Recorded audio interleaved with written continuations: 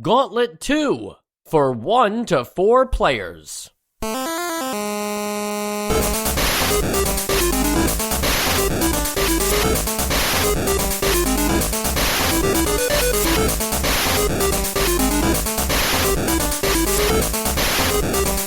And welcome to Nostalgia, a chronological exploration of every NES game released in North America. I'm Mike. And I'm Sean. And multiplayer really is the hook here, right? There's a reason that the arcade game has 4 joysticks. There's a reason that they're highlighting on the back of the box that it's for 1 to 4 players. This can be a single-player game, but it's a lot more fun the more people you have. I'm actually, surprised that we've described that it's just whatever has the biggest text on the back of the box. I'm surprised that it was that. But I guess, knowing what this game is, having played it, I guess I'm not too surprised. It's just like, I'm used to the most fun you'll ever have with anything ever, and this is just very descriptive.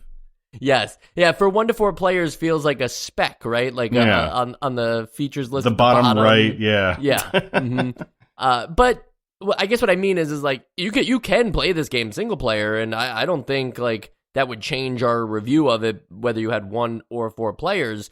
But the game relies almost on a certain kind of chaos. Yeah. That more players are welcomed. It's similar to the beat 'em up games that you play in an arcade, where like you can play the Simpsons arcade game and just be Marge with a vacuum, and that's kind of wacky. But you could bring 3 of your friends, and now you play as the whole Simpsons cast as you go through a level, and that's a lot more like fun, even though nothing about the gameplay has changed. You don't get to do like cool things together. If anything, you're kind of like competing for points in a weird way. Yeah. It's the same thing here with Gauntlet 2, where Gauntlet 1 didn't have the 4 players. That was just 2 players. So to have 4 players here really brings home the arcade experience for real this time. Now, do you think that this was sold like with the attachment? It did not. It was not sold with the because with what else either had attachment. 4 players at this point? So there was the 4 score, and there was the I think like it was called the NES Satellite, which is like a weird wireless way to also hook up for. Yeah, I'm sure that had incredible lag that nobody ever wanted to play. I mean, like they bought it because they thought it would be cool to have a wireless controller. I don't know about you, but I always wanted. Oh yeah, that Wavebird was cool for the GameCube. Yeah, Wavebird was great because it actually worked. But you would buy like a wireless Guitar Hero guitar, and you just wouldn't be able to play any of the songs because you'd be way out of rhythm. There's a timing to these things, and this isn't the first 4-player game. It's certainly a great example of having 4 players, but I couldn't tell you what the first one actually was. But yeah, I vaguely remember like having it be an offhand comment in some previous episode. I just can't remember. Yeah, like Magic Johnson's Fast Break, I think, was the one where I mentioned it last. Oh wow, okay. Yeah, and I mean that game. That's the one where yeah, it kind of sucked. Yeah, but also like the vision of Magic Johnson comes to you in dream sequences between rounds. Oh yeah, the Magic Johnson apparition. I think we were calling it in the episode. But to be honest, when I'm looking at this list of 4-player games that we haven't even played yet, none of them seem like bigger wins than this kind of arcade conversion.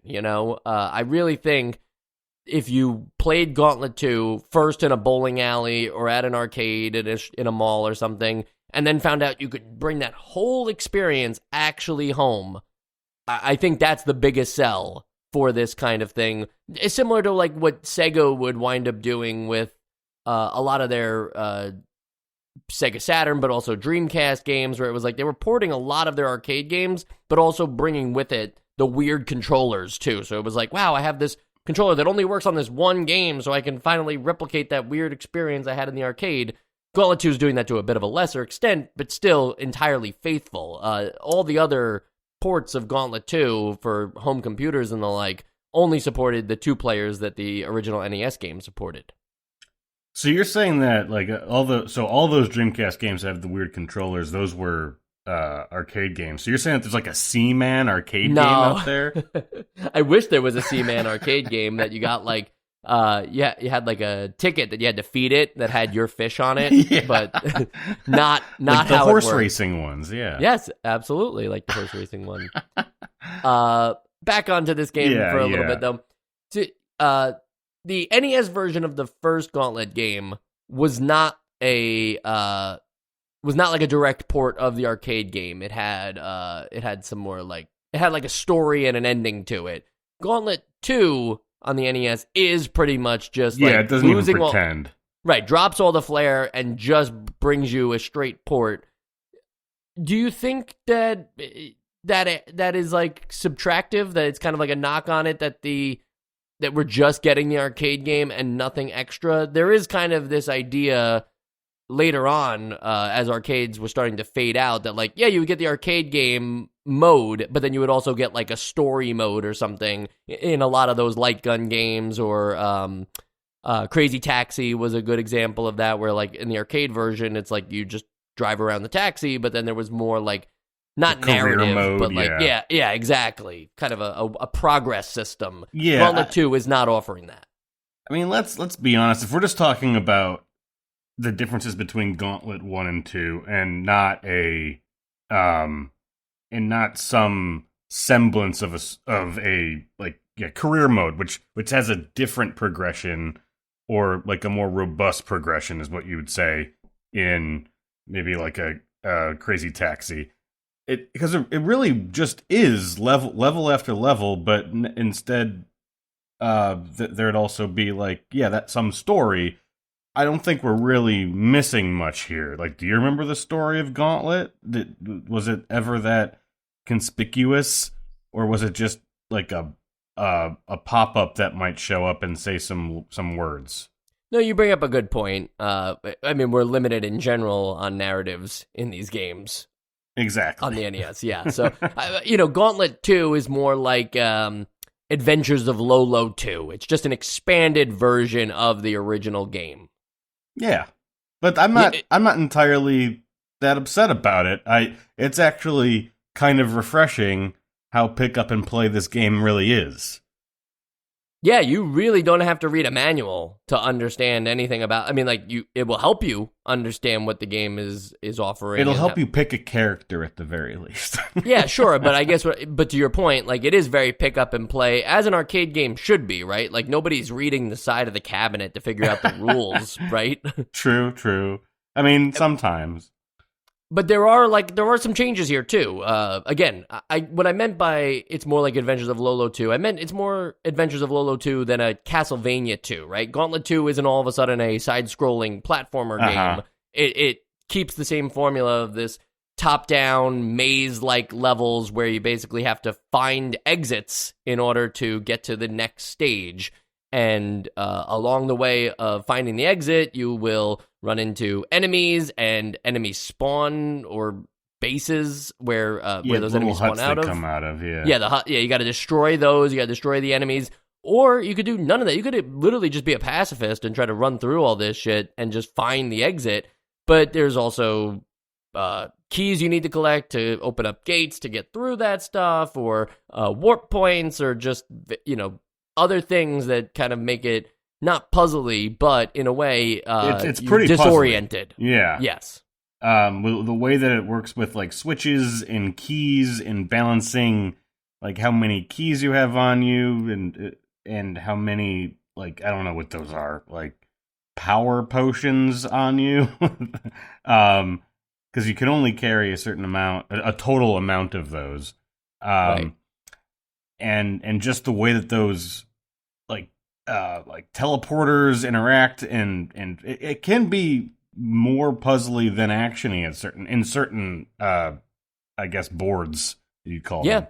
Especially because the boards have some additional design elements. There are modifiers to these levels too, such as all the walls being invisible, or stun tiles and stuff like that. Like the additional elements that were added into the game, not only to like change up specific levels, but also to change a level that you might have encountered in a previous run of Gauntlet 2 can be changed by just what they do is they rotate the whole map, so like 90 degrees, so it's kind of familiar to you. Like it might have felt like you'd been there before, but for this playthrough, this time it's flipped horizontally or vertically in another way, so that it's just a little bit different, and you might not exactly remember exactly where the exit is.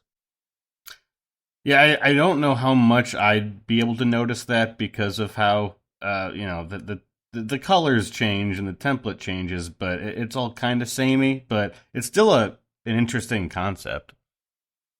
The most interesting concept in terms of new features to the game, though, I think, is that new enemy described as the It enemy, where if you touch this enemy, you become It.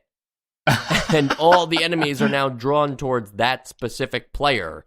And the only way to not be It anymore is by touching another player or exiting the map. So essentially, it becomes like a game of tag, and you kind of turn against all the other players because you don't want to be It. So you actually have a reason to like run into and affect your other players.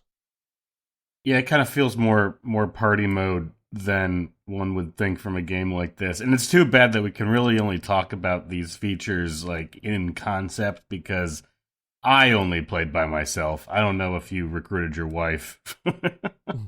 I couldn't get her to get on board with the top-down video games. If it was an actual party game like you were describing, we might have a shot. Yeah. But even just the single-player version of being It is a scary element. Like you don't want to come into contact with that because it's going to have the enemies drawn to you in a way that they otherwise in the same stages. They act more. They act passive. A little more freely. Yeah. Yes, passive. Yeah, and it's kind of it's kind of interesting that like the pathing AI, it feels kind of like you can kite them most of the time, and if you don't want to deal with a group, you can just sort of figure out a way around certain walls, and if you're patient enough, you can keep them at bay. I guess I just never became It with what you're describing, because I was always just kind of trying to block them off that way, and it usually worked.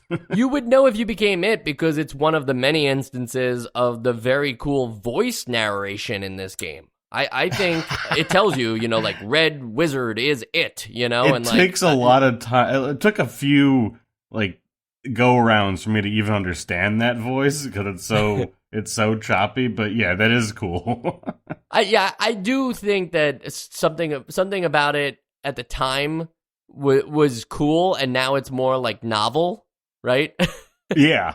But I enjoy it, and I enjoy these old voices synthesizing sounds coming out of these games, because I do think it adds something to the arcadey experience of it to have an announcer in what is otherwise like kind of a dungeon crawling game. The warrior now has refractive shot. Right. I like it, and I could imagine in an N64 version, it would be like an actual like baseball commentator style narration to it, and it would feel kind of campy. But here it has an element of freeform jazz to it, if you will. Jazz, interesting. Yeah. Okay, I like that. What else? Okay, so there are things that we probably talked about in Gauntlet 1 that we should address here that, just remain, like losing health as time elapses still sucks. It's just still not sucks, a great but feature. I think it's still an elegant way to do it. Think you held that position in the first episode as well? I'm glad that I have some internal consistency because I wasn't sure. But I mean, you have so much of it that it's not like you're gonna run out on in like the first 5 levels unless you're really taking damage. No, I agree, and it encourages you to race for the exit. I get it. I just feel like it makes it, especially in a game that is just a direct arcade port, it makes it feel more like something that was designed to eat quarters than to necessarily like enhance the gameplay. If they really wanted to, instead of like your health could have been something that was tied to enemies attacking you so that you have to manage that. And then there's just a timer for each specific level to like, you know, like Sonic the Hedgehog. Or Mario, yeah. No, but they have timers in them and it's like, okay, that's a lot of time. You know, like you'd have to really take your time with it to, you know, so you don't want to just stand still and fight these enemies and collect points everywhere. Like you do have an incentive to get to the exit. But I think tying the same thing that otherwise is also inflicted by damage to enemies just isn't a great feeling. No, I get that. I just have less of a problem with it because the game is so simple otherwise. I think the problem with like the moment-to-moment gameplay that I have the most with this game, and maybe it's the same position that I held in Gauntlet, it's just that like the whole... Like, because you have two modes of attacking. There's melee and you have a projectile. And it really only feels like you're actually doing something if you're shooting that projectile, because melee is just walking into enemies. And there's no special animation for when you're walking into an enemy and hitting them. And there's not really any feedback, like audio feedback either. They just sort of disappear if you're actually hitting them, and there's been instances certain enemies are either immune to your attacks or are just stronger against melee attacks, and then you'll just end up walking into an enemy and your health is just like bleeding. Yeah. Did you have that?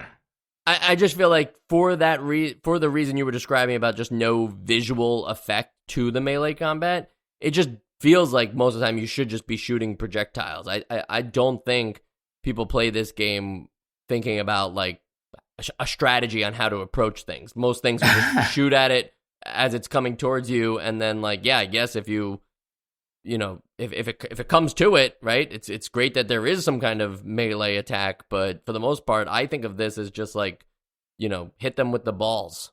Yeah, hit them with the them in the balls. Axe. Yeah, I guess. So hit them in the balls, I see. Yeah. But aren't they balls?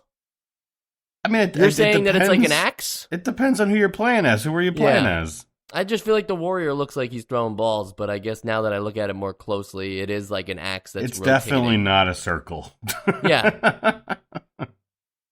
Maybe I'm confusing it with the enemies who do just the lobbers.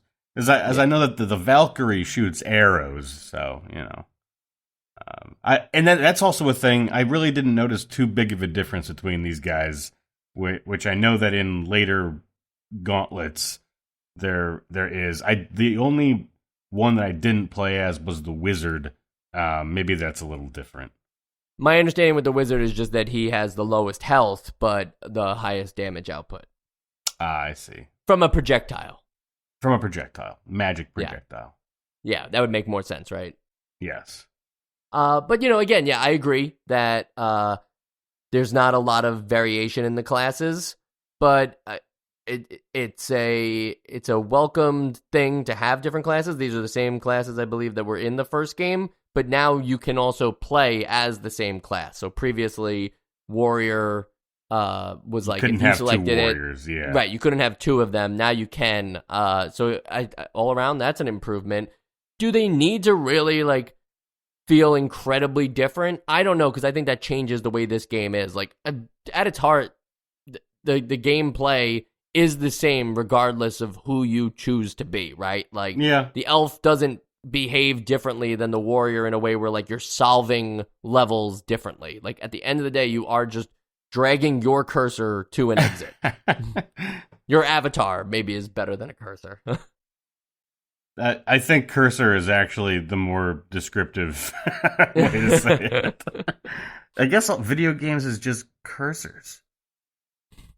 And since they want you to get to the exits and they encourage that, it would make sense that eventually they would just fuck with you when it came to the exits and eventually introduce fake exits, opening and closing exits so that you have to be in them at the right time, moving exits, All great features, in my opinion, for this kind of game that's supposed to be, you know, quick bursts of levels. It's fun to get messed around with in that kind of way. It would be worse if, you know, there were like more dead end paths that you like had to then like re-navigate back through the path you just went through and find another one, and it's like, oops, that's a dead end too, and there's only one area of this maze that leads to the exit. Like that sucks. Moving around the exit is like more of a like rush to it while you know where it is kind of thing. That's fun.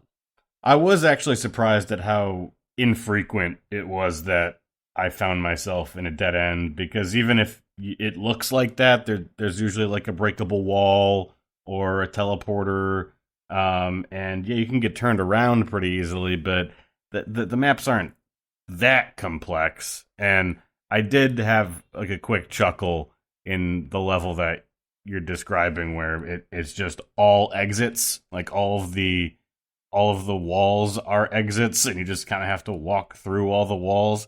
It was I do also, I like those little things, playing with its own tropes. And I don't know how much this matters for a game that really is just a pure gameplay experience kind of game, but it's a pretty dull looking game. Yeah, it is. I mean, like, the colors are vibrant where it matters, but like it just, it's more like here's a ton of sprites on a screen, and it's up to the viewer to just kind of like quickly scan the area and discern what's what, and use that as a way to move through these locations. It's really not a knock on the game for me. I don't know what they need to do. I know what you're describing. I think that you're just talking about like the simplicity of it, and yes. I think that the simplicity combined with just that there are this many like sprites coming at you is just the aesthetic of the game, and I think it's still still a very unique aesthetic. Like, there's a lot of games that I think we've played this game like before records, of just like, here's a screenshot, do you know what game this is from? And there are so many that I could not tell you, because there's a lot of games that look like a lot of games, but I could tell you what Gauntlet is, because Gauntlet looks like Gauntlet. Yeah, and on that note, Gauntlet is very well branded, in my opinion. I think they have a great title. That's kind of rare. You know, it's kind of rare to have like a great title. It does describe the experience, right, of the idiom of going through the gauntlet and everything, but also the idea of like, who knows how many stages there are. I think it might be 50 or something, and you have to clear them all to win the game. Like, it's all great. It's kind of surprising, or maybe it's not surprising, that this series that like started as this thing didn't like continue to evolve into like nowadays like a AAA RPG with this kind of name, or at least during the Xbox 360 era, maybe it would have happened. Instead, this does feel like a franchise that like, you know, because of the title, and again, you know what it looks like because you've seen it in magazines, but like, I don't know if that's true for like the next generation of gamers. Oh no. I mean, I know that there was a Gauntlet for PS2. I think I played that. If it wasn't that, then it was a Gauntlet for PS1. So it's not like a lot of games that are just stuck in the 8 or 16-bit era. Like, it did come out, but and that was one of the few instances where like I did have experience with the series that we were talking about. But yeah, I haven't heard anyone talk about Gauntlet aside from ourselves in the last like 10 years. Apparently the Gauntlet game on PS2, Gauntlet 7 Sorrows, describes itself as a hack and slash. Was it like a Devil May Cry style game? No, it's just like it's just a it actually is a pretty good iteration of what we're playing here. It's 3D now, and there's more inputs. So there's a few more things that you can do, and melee is more melee like. It's like a 3D omnidirectional beat 'em up. Oh, that sounds pretty cool. Yeah. It's like a dungeon crawler too? Yeah, I guess you could call it that. Like with that, because you said 3D, so like... It's not a dungeon crawler because I feel like that's a very specific, like, wizardry kind of thing, but... right, this is still very fast-paced, is what you're saying. It's still very fast-paced. It's kind of like if Diablo was direct control and wasn't as complex.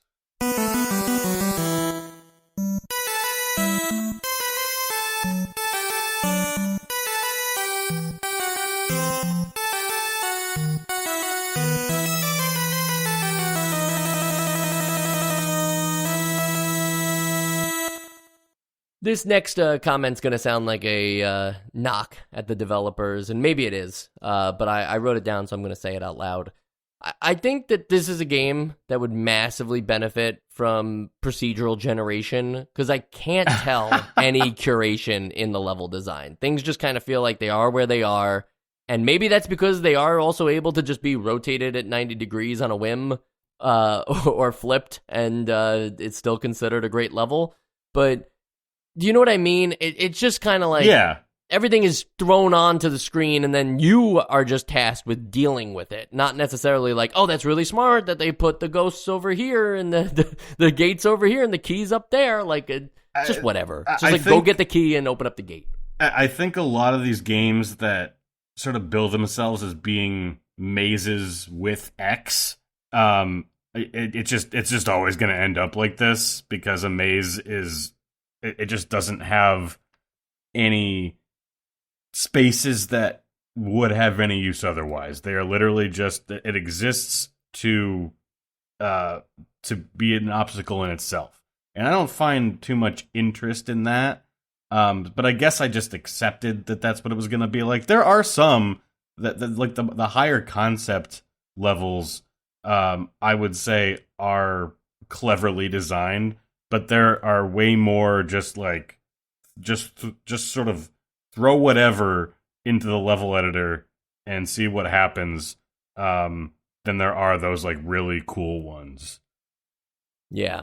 And it's not generated, but the game is randomized. Did you know that, Sean?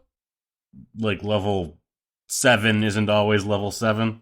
Yeah, so apparently the first 5 are locked in order, but after that, you can have any order.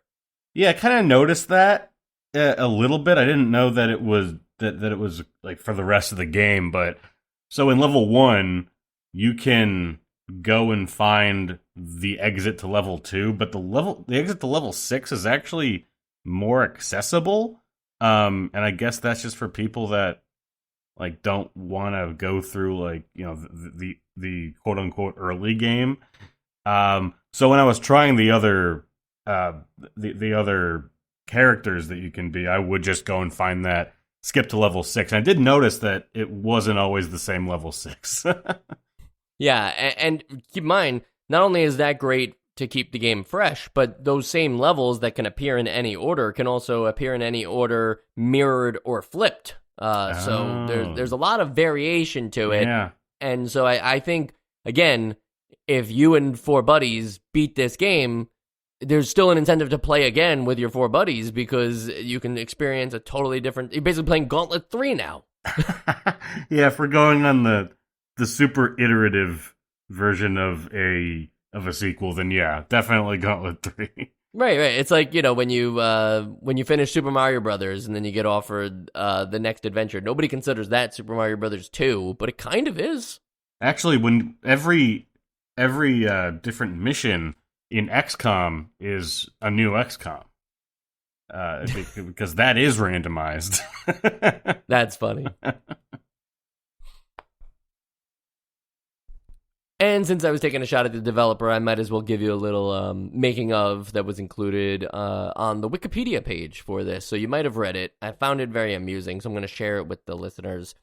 This is about the making of Gauntlet 2. So after the release of the original Gauntlet in 86, keep in mind we're talking about the arcades, Atari held a contest where players could submit level designs or new ideas for a Gauntlet sequel.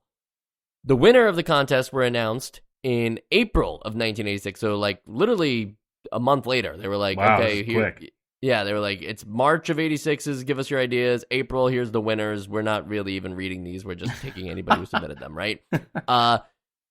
Apparently, some of the like winning ideas or whatever were implemented based on those submissions. I don't know if that's true. I don't have a way to find out. Like, there's no citation. There's no citation. There's no citation for the ideas being implemented. The winners were announced, but not necessarily their ideas. So it's not like the Wikipedia page is implying that the actual levels that were submitted became levels in Gauntlet 2. Yes, which would again just help but there's with no my confirmation understanding. My understanding again that it could just be procedurally generated and it would be just the same, right? They're just playing Super Mario Maker but with Gauntlet. Yeah. That is interesting. Why isn't there a level editor in this game? So during the release of Gauntlet II, Atari held a second contest where players were tasked to find secret rooms in the game itself. Now, I don't know if you know this, but there are secret rooms in the game. Yes. You have to do a specific thing in the level in order for the room to appear, but that can happen. And after you like find the secret room or whatever and send it in, the players submitted these things to an entry form for like the competition for Atari, and the grand prize was a U.S. savings bond of $5,000. Like, was it matured? Like, did you have to let it mature? I think you had to let it mature. I don't think it was like ready. I don't think they were holding on to a U.S. bond that was like, yep, this is at value now. So here's $5,000. But $5,000, like that's crazy. Even if it was, I mean, that's a lot of money back then. Yeah, I mean that's still nothing to sneeze at today. Yeah, you know what I'm saying? They're not offering anybody any money for, like, if you can find the skulls in Halo, right? They're not being like, hey, first person to find all the skulls in Halo gets $5,000. They're actually charging you to tell you where the scrolls are. Right, the skulls. Right. Yeah. The scrolls are for a different game. The Elder and Scrolls, then, yes. if you didn't win, or if you just didn't win in time, the first 500 people also received a T-shirt. Kind of sucks. Yeah, it's kind of you had your chance of $5,000, and all I get was this lousy T-shirt. So it's cool that you can play with 4 players and get the arcade experience at home. We talked about that at the top and everything. But nowadays, you can play the arcade at home, like the arcade, not the NES version of it. And I'm not talking about with MAME emulation or anything. It's just been released on many arcade collections from Atari so that you can play the actual Gauntlet 2 arcade now with 4 players and everything. Does that diminish at all this NES entry? In 2025, sure. Right. Yeah, no, of course. Nobody cares about that in 1990, but you have to consider that, like, with a lot of these games that get ported to the arcade, we always talk about, well, was the arcade version the best version? And most times that's true. But I would imagine it's better on arcade. Yeah, but then you have to think about, like, well, okay, the arcade version's also how freaking expensive to experience. Like, how many quarters do they want me? Like, do you actually break even if you put in $60 worth of quarters into the arcade game versus buying the game for $60? I don't know. I don't think I could beat. Question. I don't think I've ever played an arcade game enough to equal like MSRP for a full price game. I don't think I've done that. Yeah, that's true.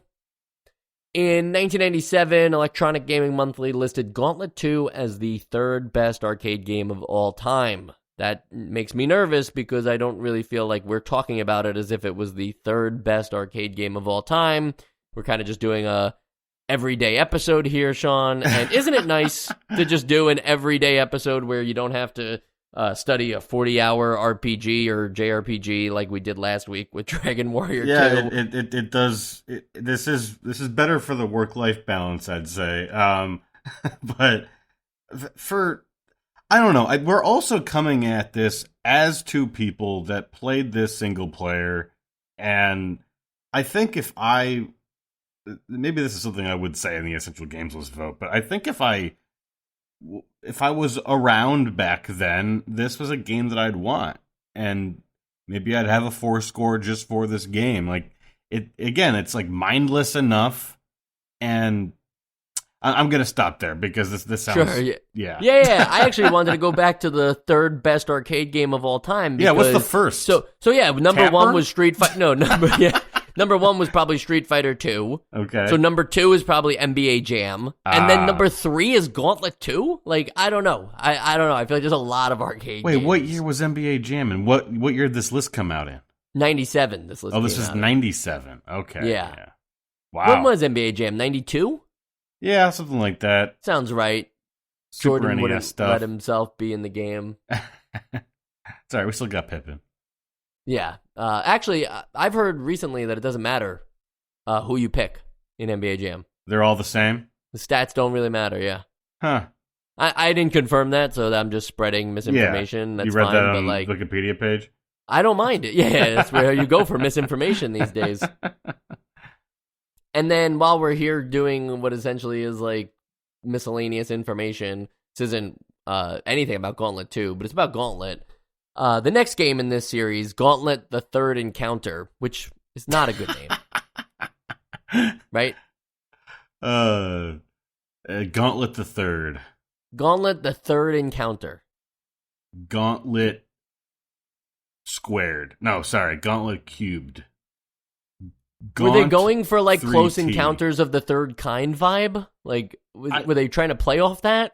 I think it's fine. I don't I don't think it's as ridiculous as, you know, now you get sequels and it's always like IP2 Reckoning, IP2.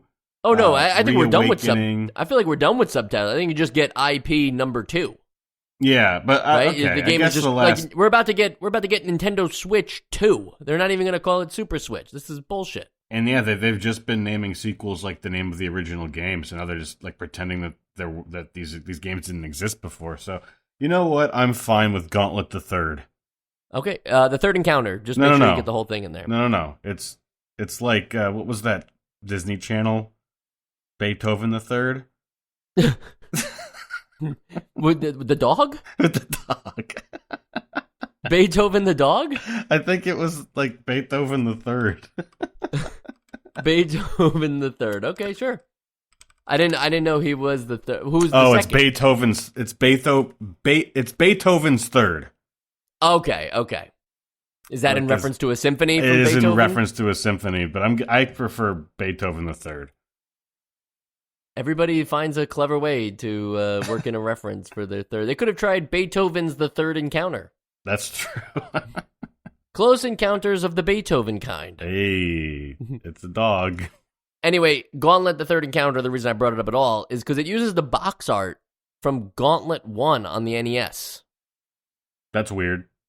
I've never heard of that happening for another video game. Hire somebody to just draw it, draw something else. They were not accepting commissions for a new box art. They were like, we have to use one that already exists. And keep in mind, Gauntlet the Third Encounter, we will not play it. It will not come out on the NES. So they're just saying like, well, nobody will notice because these kids don't own an NES. They own whatever this system is.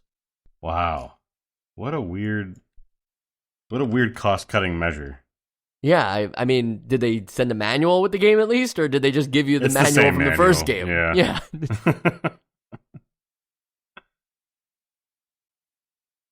Well, I've talked about just about everything I wanted to talk about, so I think we got to talk about the last thing we have to talk about, which, of course, is the Essential Games list. Gauntlet 2 is great pick-up-and-play fun. And it's the kind of game that you really don't need to know anything about to jump right into, which is why I'm kind of disappointed that nobody played this game with me. Not throwing any shade at any specific person, but you could have played this game because it's very easy to play. It's very accessible. You don't die right away either. It is a challenging game as the game goes on. I'm not saying you'll live forever or see the end. No, far from it.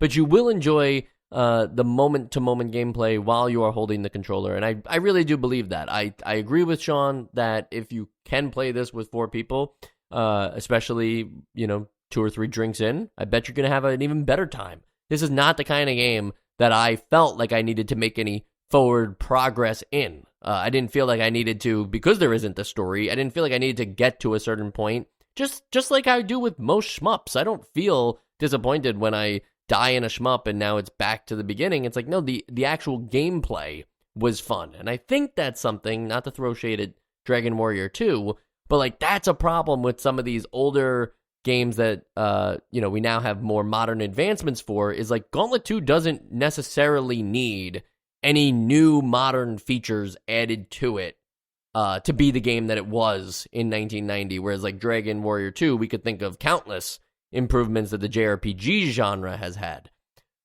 All that to say, though, Gauntlet 2 is far from a perfect game here, and while it is fun, it is party fun. It is not one of the great video games. I actually feel like the actual game itself is fun just because it's kind of mindless and you're just doing whatever you want to do, but you're not necessarily getting an unforgettable video game experience. Now, could you have that with 4 players? Sure, but I think that's because of your friends, not because of the game. So I am not putting it on the essential games list, and that might sound cheap, but if you don't like that, you can just go to Electronic Gaming Monthly, and they'll consider it the 3rd best game of all time. Sean? Yeah, I agree. I think that, like I was saying, and I kind of got ahead of myself there, this is a game I would own, but I would sort of... a game I probably talked about before, the more modern example, is like War of the Monsters. Like, that is a game that I think is really cool on PS2, that you're just a kaiju and you fight other kaiju and you blow up buildings and it's like just a big playground. But I really like that game just for those things. I don't think those things make it like a 10 out of 10 game, in the same way that I just really like how immediate everything is in this game, and how you feel like you're making progress even though there's really no need to make that kind of progress, and but it's just fun in that instance. And yeah, I'd imagine that it's a lot more fun with other people getting in each other's way, especially those levels that warn you that there's friendly fire. I feel like that's something we missed out on. But yeah, I also can't say that those things make it an essential game. But yeah, definitely a good one. So without going through the entire Gauntlet catalog here, no, I meant like Gauntlet as a franchise. Yeah. Without going through it all, like, would you play any like of the ones that play closer to this arcade experience, or would you look to play even further than that, ones that kind of tried to take the IP beyond it? Where do you stand on Gauntlet? I think that even the more modern ones, I think those are still pretty much arcade games. I could be wrong, but at least the one that I played, whether that was the PlayStation 1 or the PlayStation 2 one, it was pretty arcadey. So I don't think it really ever went too far from its roots, but I could be wrong. So will you be checking out another Gauntlet game? Yeah. And would it be Gauntlet the Third Encounter or Gauntlet 3 the Final Quest? It would be Gauntlet the Third. You can't call a game Gauntlet 3 after you already called a game Gauntlet the Third. Do you know why they called it Gauntlet 3 though? I thought maybe that they were just like two different games made by two different teams with the same IP. It's not that. Yeah, no, it's pretty much exactly that. Gauntlet 3 was released on like actual stuff, and Gauntlet the Third was released on the Atari Lynx. Ah, okay. So I think it was like, oh, we need a big, the Atari Lynx. Obviously, Atari is the owner of the Gauntlet franchise. They were like, oh, let's get a Gauntlet game on here. Let's make a big deal about it. And then nobody bought a Lynx because it took like 6 batteries or something to get up and running. So instead, we got, let's try that again. And they did Gauntlet 3, The Final Quest. And whenever there's a Final Quest, of course, you'll get Gauntlet 4 sooner or later. How much sooner? Very soon. Gauntlet 4 came out, let's see, 2 years after The Final Quest? Well, it's a reboot, Yeah, that's true. They stopped doing subtitles, so it's just like modern games. Gauntlet. Endgame. End episode.